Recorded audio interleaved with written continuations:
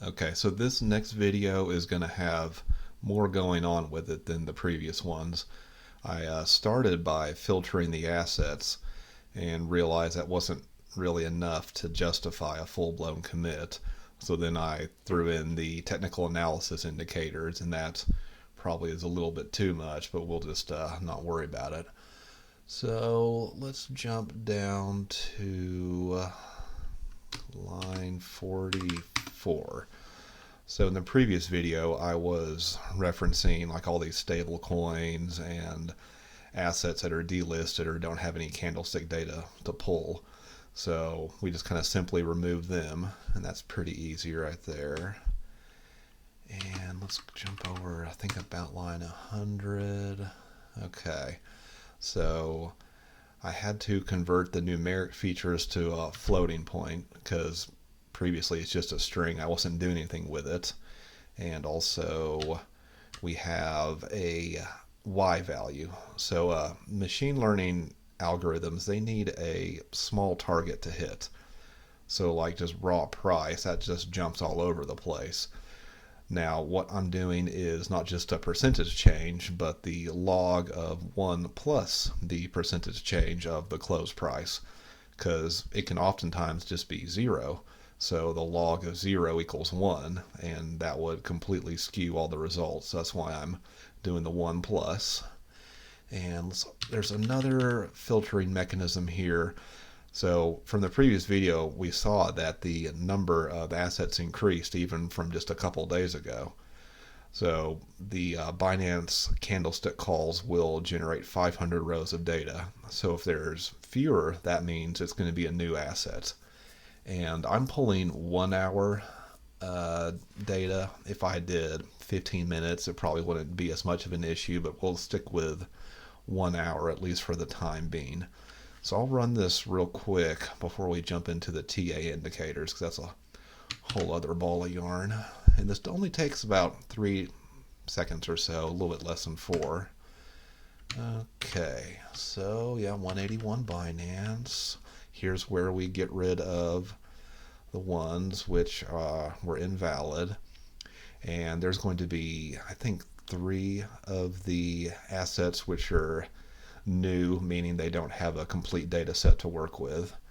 And okay, so Senior Frog is the first, and that's 352. It'll be another few days and it will hit 500. And let's keep going down. IOTX doesn't even have, yeah, that's one's brand new. And then one more, I believe. Yeah, WIF has 208, so it's kind of in the middle between those. And so yeah, we will process 110 data frames. And for the moment being, I am not outputting any of the other data frames until we do the technical analysis indicators.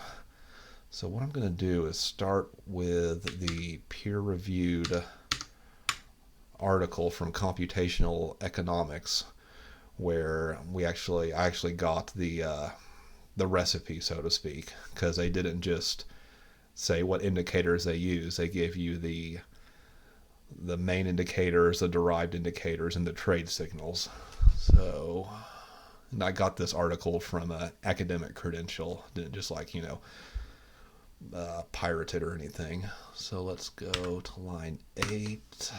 Okay, yeah, so here's the TA. And actually, I think I have a little, yeah, okay.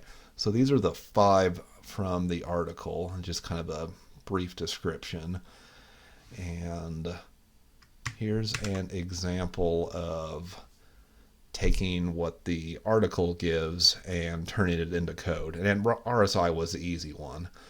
So one thing to note here is I'm using polars now, because polars has an advantage where it allows for multi-threading. You can utilize all cores, whereas pandas, it does not have that capability.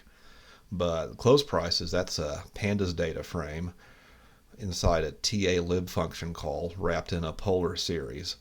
So I'm kind of proud of that. It's not like life-changing or anything, but it's a pretty cool bit of code.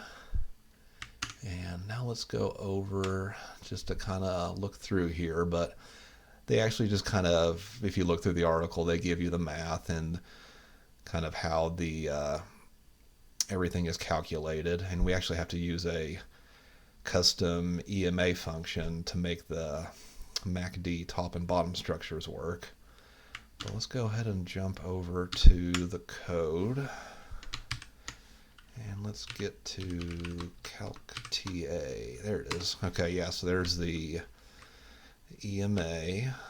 And this is a pretty big function. It's almost too big for one function, but I wanted to kind of get everything in one go. And yeah, so the very first thing I do is convert it to polars so we can take advantage of parallel processing optimizations. So yeah, there was the RSI. The KDJ was a little goofy because there was a lot of divide by zero issues, because the thing about the Binance data is it's consistent reporting, and sometimes from one data point to the next there's no change. So if we're not kind of handling this one way or another, then it's going to get kind of wonky if we're doing divide by zeros.